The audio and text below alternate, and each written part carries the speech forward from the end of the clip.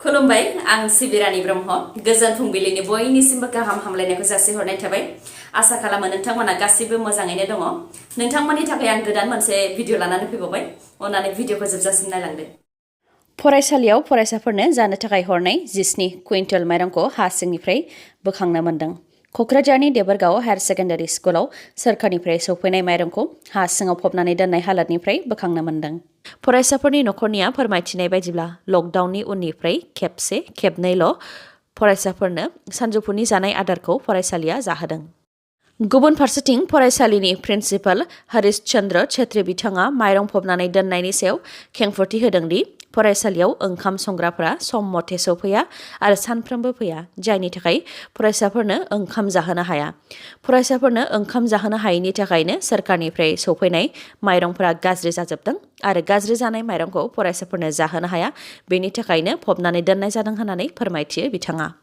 बेराफारसेथिं फरायसाफोरनि नखरनिया बुंथिदों दि गोबां फरायसाफोरनि नखरा गोरिब नखर दङ माइरंखौ गाज्रि जाहोस्लायस्लाय फरायसाफोरनो राननानै हरनो हायोमोन होननानै बुंथियो बेफोर गासैबो जाथायखौ लानानै डिअनिसिम अजद होनाय जाबाय आरो डिअनिफ्राय हायर अथरिटिनिसिमबो अजदखौ होनाय जाबाय होननानै फोरमायथिदों लोगोसे फरायसाफोरनि नखरनि गाहायफोरा प्रिन्सिपालखौ सासपेन्ड खालामनानै साजा होनो थाखाय बिटिसि सोरखार आरो डक्टर हेमन्त बिश्व शर्मा बिथांमोननिसिम खावलायहरदों मुफुरनि गाग्लोबनायजों साद' सुबुङा गाज्रियैनो जोखोम जादों साद'नि मादाव सानैया बर' सुबुं मिरु सोरखार आरो आसाम सोरखारजों बावैसो सिगां फोसावजानाय रायमना माहारियारि हाग्रामानिफ्राय खनले गोसोम मुफुरा ओंखारबोनानै गामि ओनसोलाव थाफैनायखौ लानानै रायजो राजाफ्रा सोमखिखांदों बावैसो सिगां गोसोम मुफुरा हाग्रानिफ्राय ओंखारबोनानै गामियाव थाफैनायनि उनाव फिन मैया गसाइगाव महकुमानि सिङाव थानाय सेन्ट्रेल फरेस्ट रेन्ज ओनसोलनि 2 नं लटामारि गामियाव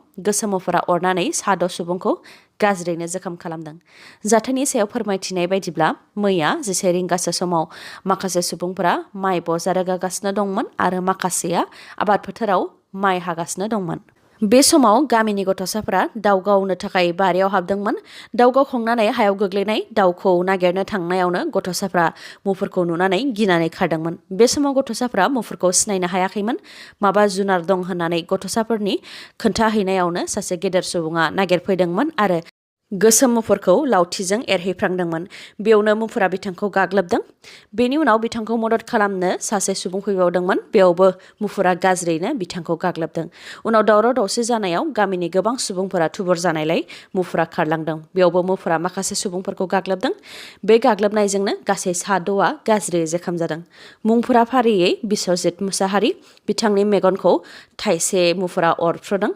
माखासेनि मुङा बिजय बसुमतारी सुनेराम हाजदा रमेश टुडु सफुल हेम्ब्रम आरो सनेराम मार्डे बिथांमोनखौबो मुफुरा अरनानै गाज्रियैनो जोखोम खालामदों उनाव बिथांमोनखौ फाहामथायनि थाखाय कक्राझाराव थानाय रुपनाथ ब्रह्म सिभिल हस्पिटाल देहा फाहामसालियाव थिसननाय जादों गुबुन फारसेथिं मुफुरखौबो हाग्रा बिफाना हमनो मोनबाय कक्राझार जिल्लानि कारिगाव मडेल देहा फाहामसालिनि लामानि खामानि मावनायखौ बिटिसिनि सावस्रि बिफान इएम अरप कुमार दे बिथाङा बेखेवनानै होबाय बिथां अरप कुमार देआ फोरमायथिदों दि कारिगाव मडेल देहा फाहामसालियाव फैनायनि लामाया मोजां नङा बेनि थाखायनो बे लामाखौ मावनो थाखाय सावस्रि बिफाननिफ्राय सेंसन खालामनाया जादों होननानै फोरमायथिदों आरो बेजों सुबुंफोरा गोबां मुलाम्फा मोननो हागोन जेरै बेरामिखौ देहा फाहामसालियाव लांलाय लाबोनायाव गोरलै जागोन होननानै फोरमायथियो बिथाङा कक्राझारनि अनगायैबो बिटिआरनि गासैबो जिल्लायावनो देहा फाहामसालियाव थांग्रा लामाफोरखौ मोजां खालामनाय जागोन पिडब्लिउडि नङाब्लाबो सावस्रि बिफानानो खालामनानै होगोन होननानैबो रादाय होयो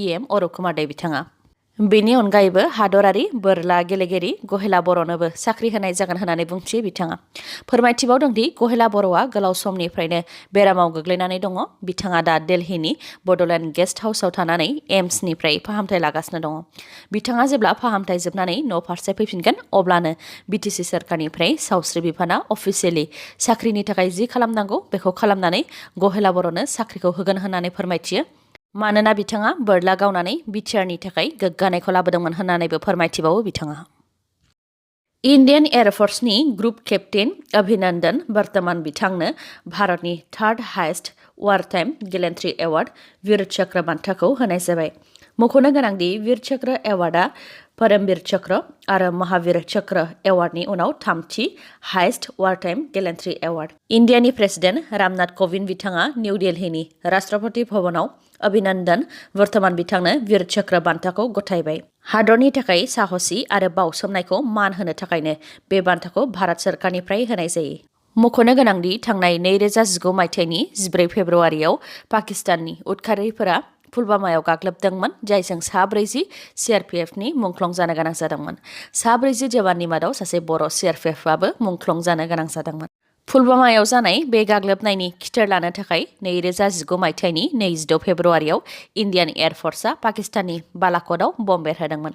फिन बेनि अखानायै 27 फेब्रुआरियाव पाकिस्तान एयारफर्सनि F-16, JF-17 आरो माखासे फाइटार एयारक्राफ्टआ LOC फारसे भारतखौ गाग्लोबनो थाखाय फैबाय थादोंमोन। बेयावनो इन्डियान एयारक्राफ्टआबो पाकिस्ताननि एयारक्राफ्टखौ होसोलांदोंमोन आरो अभिनन्दन वर्तमान बिथाङा पाकिस्ताननि F-16 फाइटार एयारक्राफ्टखौ गावख्लायनो हादोंमोन। बेनि उनाव अभिनन्दन वर्तमान बिथांखौबो पाकिस्ताननि एयारक्राफ्टआ गाग्लोबफिनदोंमोन, जाहोनाव बिथाङा पाकिस्ताननि हायाव गोग्लैहैदोंमन आरो पाकिस्तान आर्मिजों हमजानो गोनां जादोंमोन।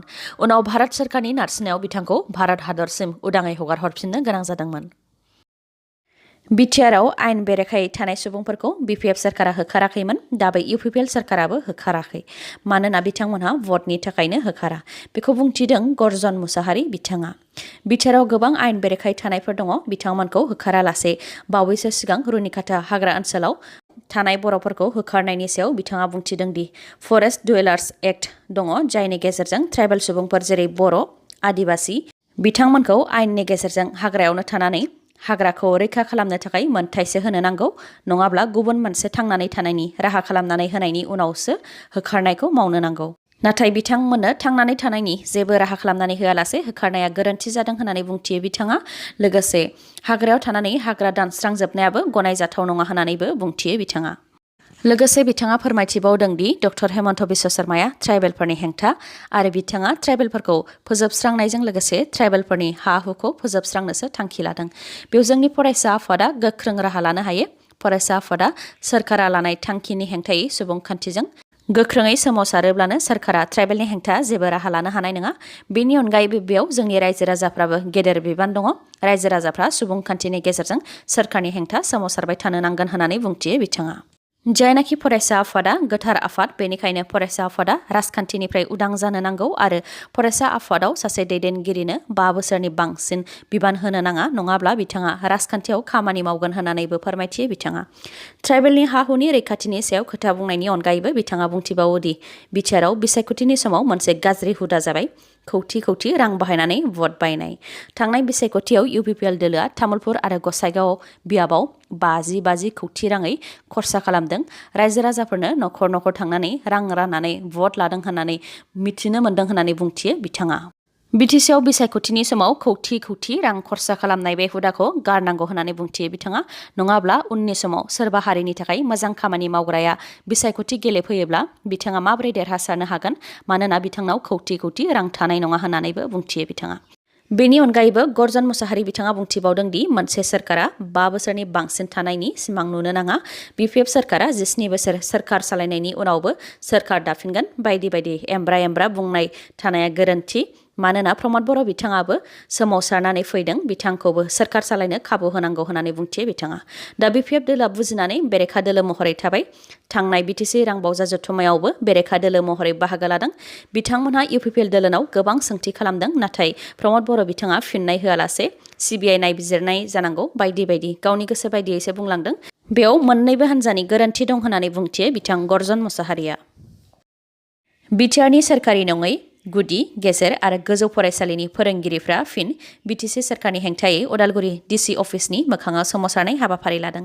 बिथांमोनहा बुंथिदों दि प्रमद बर'आ माबायदि सोरखार बेखौ सिनायगासिनो दङ। फांसे बिफाङा मोजां जागोन ना जाया बेखौ गांनै बिलाइ हरनायावनो सिनायनो हायो होननानैबो बुंथियो बिथांमोनहा।